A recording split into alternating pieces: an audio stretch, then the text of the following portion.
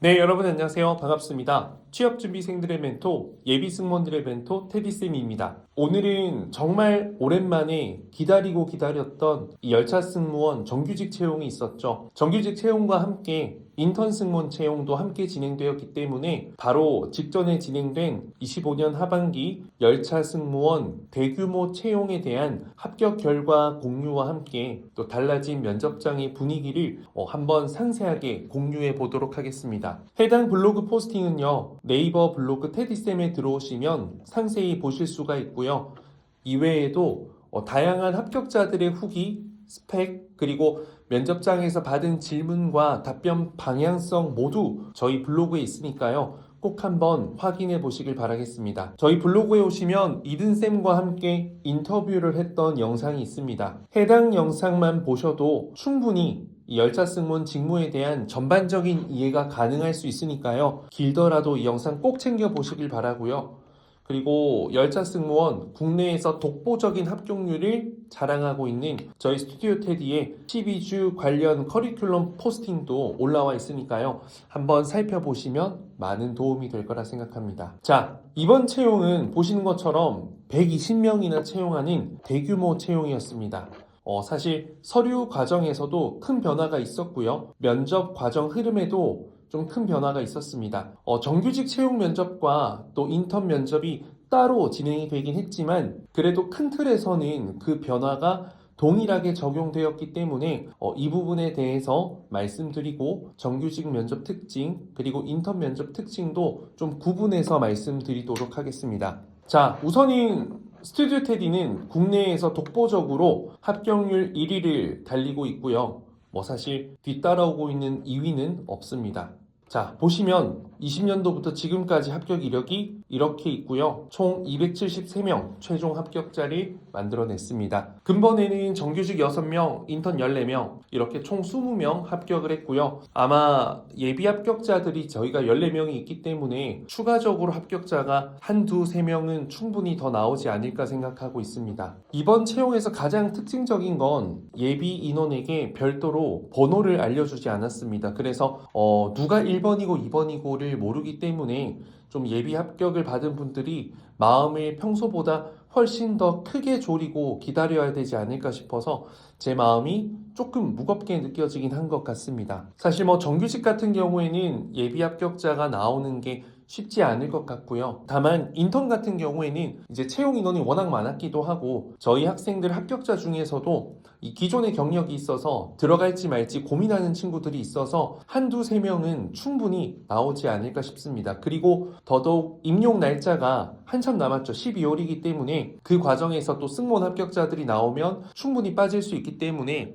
예비 합격을 한 친구들, 저희 스튜디오 테디 친구들 너무 낙담하기보다는 각자 해야 할 것들 준비하고 정리하고 쌓아나가면서 또 나에게 올 수 있는 소중한 기회를 기다려볼 수 있으면 좋겠습니다. 자, 그러면 이제 좀 관련된 이야기를 한번 드려보려고 하는데요.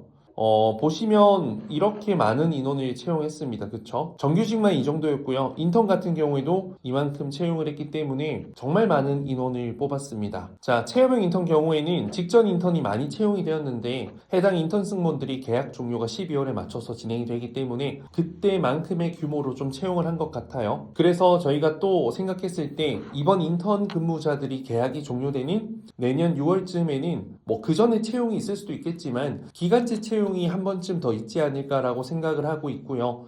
그리고 인턴이 끝나는 기간에 맞춰서 이번에 채용이 진행됐기 때문에 실제로 현재 인턴 진행 중인 친구들 중에서도 다시 한번 이번 인턴에 합격한 친구들이 또 상당수 있을 겁니다. 실제로 저희 학생 중에서도 그런 친구들이 몇 명 있습니다. 그리고 정규직은 아무래도 이번에 좀 인원을 많이 뽑았기 때문에 당분간은 또 코레일 관광개발이 늘 그래왔듯 인턴이나 기간제로 진행이 되지 않을까 싶고요. 저는 좀 열차 승무원 정규직을 꿈꾸는 분들이 되게 많을 거라 생각이 드는데 그냥 한 방에 정직이 되려고 하기보다는 좀 단계별로 올라가시든 아니면 본인의 그 특정 서비스 분야에서 2, 3년 이상 긴 경력을 쌓든 이 둘 중에서 하나가 좀 확실한 방법이 되지 않을까 싶습니다.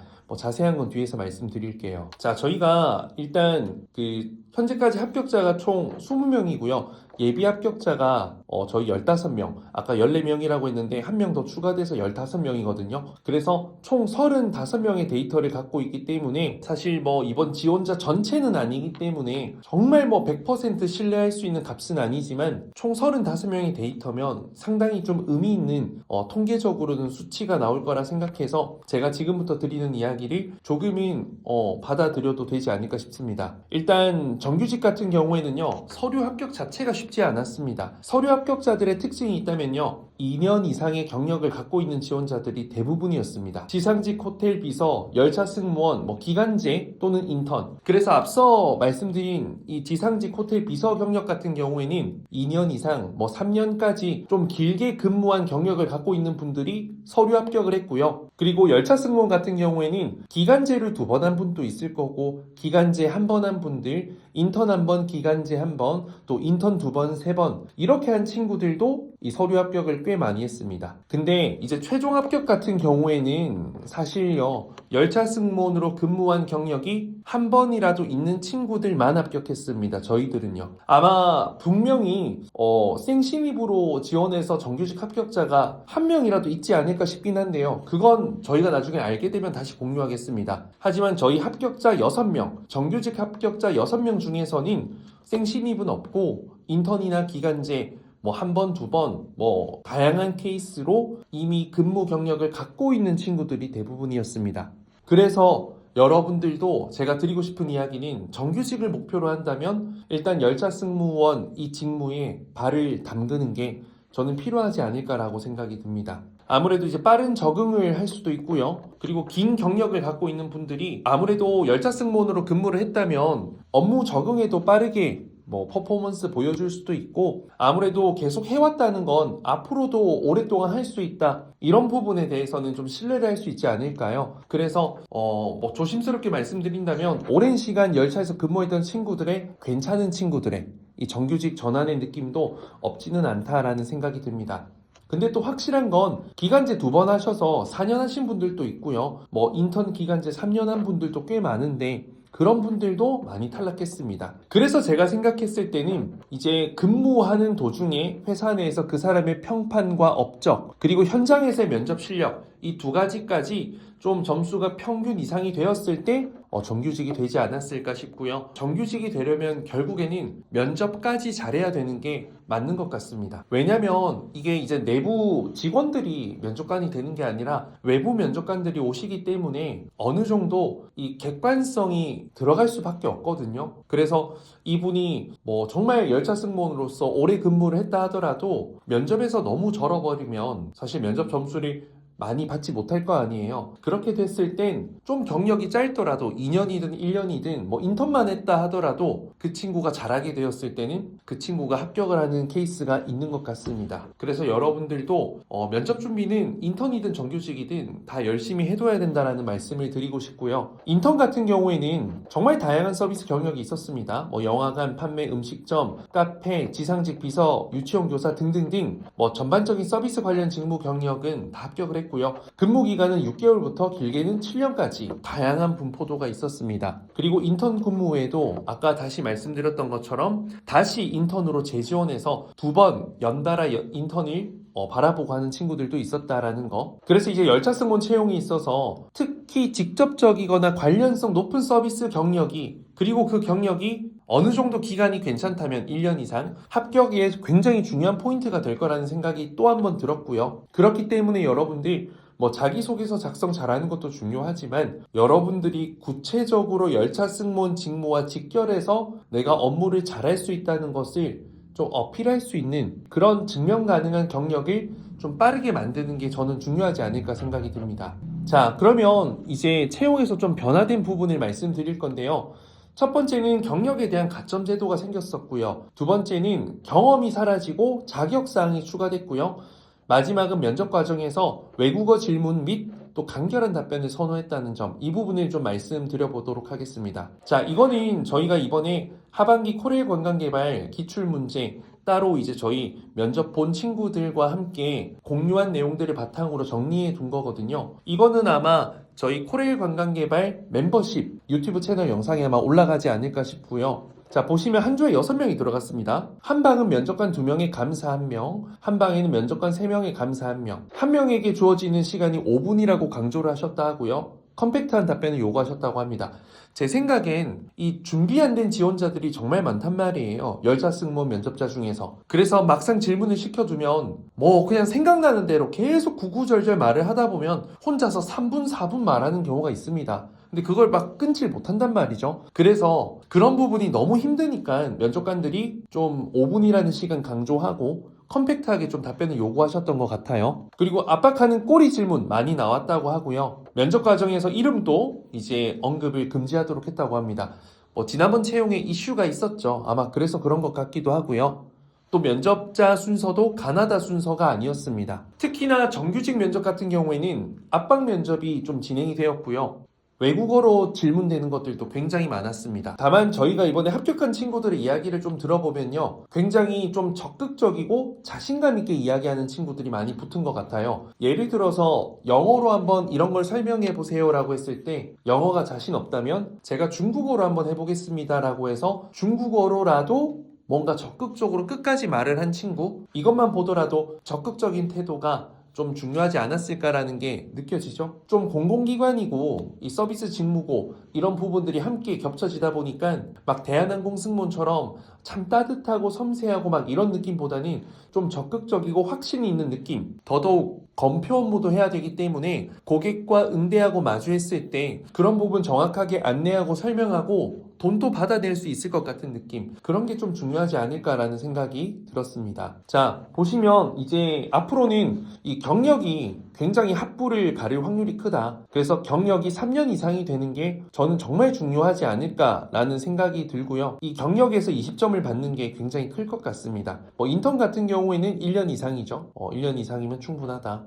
그리고 보시면 이제 이렇게 경력에 강조를 둔 점을 생각해보면 이제 인턴을 좀 대규모로 많이 뽑았잖아요. 근데 이게 많이 뽑아두다 보니까 모든 사람들이 근무를 좀 열심히 하면 좋겠지만 좀 되게 대충대충 설렁설렁 하는 분들도 있을 거고 뭐 하다가 갑자기 그만두는 분들도 분명히 있었을 거거든요. 그래서 이 근무 경력을 좀 어느 정도 갖고 있는 분들은 힘들어도 쉽게 포기하지 않는다라는 그런 생각이 좀 투영되어서 이 경력에 대한 부분이 강조가 되지 않았을까 싶은 생각도 들고요. 또 과거에는 이제 열차 승무원 채용에 어떤 참여했던 사람들만 인턴 승무원이죠. 가점을 줬는데 그런 것보다는 또 사회 경험이 있는 친구들이 서비스를 잘하기 때문에 좀 더 다방면의 여러 사람들을 보기 위함이 아니었을까라는 생각이 듭니다. 하지만 서류는 그랬는데 최종 결과는 일단 열차 승무원 근무한 친구들이 대부분이었습니다. 그리고 공공기관의 일원이다 보니까 좀 다양한 연령의 동료와 함께 지내면서 생활을 해야 되기 때문에 사회생활을 했던 그 경력 자체가 또 성실도와 책임감을 평가하는데 되게 중요한 요소가 됐을 거라 생각하고요. 또 다음 기간제 채용 같은 경우에는 아무래도 경력이 더더욱 중요하지 않을까. 그리고 또 인턴으로 이번에 합격해서 근무하는 친구들이 그 기간제에서 서류 합격, 최종 합격에 그래서 좀 유리한 포지션을 갖고 가지 않을까라는 생각이 듭니다. 자, 그리고 두 번째는 경험사항이 사라지고 자격사항이 추가되었기 때문에 자격사항의 중요도가 높아질 수 있다. 물론 이건 가산점이 들어간다고 하진 않았지만요. 제가 이 코레일 관광개발 인사팀에서 통화를 했었거든요. 그때 가산점이 실제로 들어가진 않지만 면접관에겐 호감으로 비춰질 수 있기 때문에 관련된 자격증이 있으면 넣으면 좋다라는 이야기를 제가 직접적으로 들었습니다. 그래서 여러분 자격증 같은 경우에는 있으면 너무 좋고요. 서류 합격자 대부분은 교육사항을 5가지 기입했고요. 또 자격증도 하나 이상은 기입했던 친구들이 대부분이었습니다. 저희가 열차 승무원 전문 과정도 있지만 또 객실 승무원 과정도 있잖아요. 그래서 저희는 좀 증명 가능한 자격증을 안전과 관련해서 서비스와 관련해서 꼭 좀 취득하자라는 이야기를 많이 했는데 아마 저희 학생들이 그런 부분들을 많이 했기 때문에 또 서류 합격자가 꽤 나왔지 않았을까 싶고요. 여러분들도 이 영상을 보신다면 이제 경력, 자격, 교육상 이렇게 정확하게 구분해서 내가 무엇을 어떻게 어떤 전략으로 어떤 컨셉으로 사람이 보여질 건지에 대한 그 부분을 좀 잘 준비해 두시면 좋을 것 같습니다. 자, 그래서 여러분이 기존에 교육 같은 경우에도 이제 다양한 교육 참여에서 준비를 하시는 게 필요한데 중요한 게 이제 교육 참여 시 인증을 위한 서류가 발급되는지를 확인해야 된다. 꼭 여러분들이 아셔야 되는 것 같고요. 경험사항 같은 경우에는 사실 이게 뭐 동호회, 연구회, 뭐 봉사활동 이런 걸로 많이 적었었는데 그게 이제 막 하루짜리 이런 거 의미 없는 것도 많았고 자꾸만 이제 이거 넣으니까 그 3.3으로 그 근무했던 경력들 있죠. 경력에 쓰지 못하는 그 경력들 그걸 많이 적고 해서 이게 서류적으로 문제되는 부분이 많아서 그런지 경험을 아예 없앴던 것 같습니다. 그리고 이제 봉사활동을 적지 못해서 되게 속상하신 분들도 있을 텐데 그거 뭐 자기소개서나 답변에 충분히 쓸 수 있으니까 너무 속상해하지 않으셨으면 좋겠고요. 봉사활동도 어필하고 경력도 어필할 거면 봉사활동 관련된 기관에서 서류 증빙할 수 있는 사대보험 넣고 좀 근무를 하시면 좋지 않을까라는 생각이 들었습니다. 자, 그리고 이 자격증 같은 경우에도 저는 여러분들이 확실한 컨셉을 갖고 내가 뭐 글로벌 역량이니 아니면 뭐 안전 역량이니 서비스 역량이니 장애인 고객, 교통약자 고객 응대 잘할 수 있다는 것이든 뭔가 컨셉을 딱 잡고 그 자격증을 기입하고 자기소개서에서도 그거와 관련된 걸 좀 써줄 수 있으면 저는 굉장히 좋다라는 생각이 듭니다. 이 자격증도 토익을 굉장히 넣은 분들이 많았고 중국어 HSK도 그렇고요. 그게 이제 경험에 교육에 적용이 안 되는 경우가 많았기 때문에 아마 자격사항을 추가했고 이번 면접에서 외국어 질문도 되게 많았던 걸 보면 사실 외국어를 보겠다라는 이 코레일 관광개발의 의도도 어느 정도는 느껴지는 것 같습니다. 그리고 열차승무원 입사하게 되면 여러분들 그 자격사항에 따라서 수당이 지급된다고 하니까요. 여러분들 이것도 놓칠 수 없는 것이니 가능하면 뭐 자격증 취득해두면 좋을 것 같습니다. 아마 외국어 관련된 자격증일 것 같고요. 자, 세 번째는 면접 질문에서 외국어 사용과 관련된 질문과 컴팩트한 답변을 요구했다. 압박이 있는 경우 좀 당황하지 않는 태도가 중요했던 것 같다. 이런 이야기를 합니다. 자, 면접 리뷰 보면요. 이제 30초 이내에 말해라는 형식을 두었는데 이게 30초 안에 말하는 걸 원한다기보다는요. 제발 길게 하지 마라. 너무 길게 하는 사람들 때문에 여러분 면접 안 보셨잖아요. 하루 종일 면접관으로 앉아서 들으면 답답해서 속이 터지거든요. 그래서 좀 한정된 시간으로 좀 컴팩트하게 핵심을 좀 찌르는 답변을 하는 친구들이 합격을 많이 했던 것 같아요. 구구절절 막 이것저것 설명하는 것보다는요.